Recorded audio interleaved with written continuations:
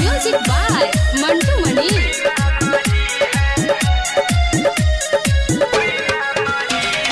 सुन लो ये बलम अब छोड़ दहिया भाखल बा भाड़ा तोहर बाबा धाम चल। सुन लो ये बलम अब छोड़ दहिया भाखल बा भाड़ा तोहर बाबा धाम चल। ये तो रोमांटिक महीना नहीं है, ये तो रोमांटिक महीना नहीं है। सावन भर सैया जी बिना नहीं है, सावन भर सैया जी बिना नहीं है। सावन भर सैया जी पीना नहीं है, सावन भर सैया जी पीना नहीं है। इलाका किसी का हो धमाका डीजे चंदन कुकराम कटकया डीजे का होगा।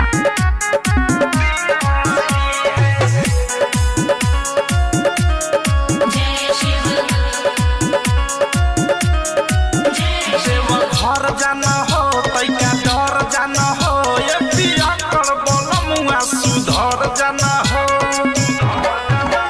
देव घर जाना हो तैका डर जाना हो, ये पिया कर बोलमुआ सुधर जाना हो।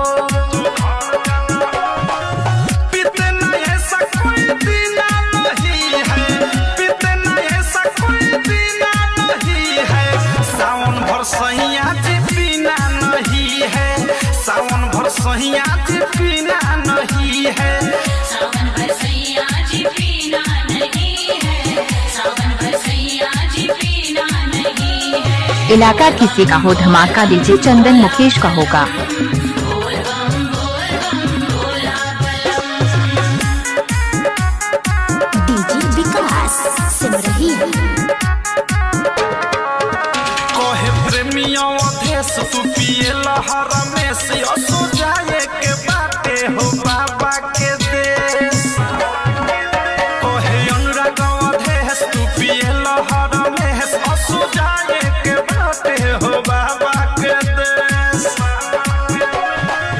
राइटोड थारू जैसे जीना नहीं है, राइटोड थारू जैसे जीना नहीं है। सावन भर सैया जी बिना नहीं है, सावन भर सैया जी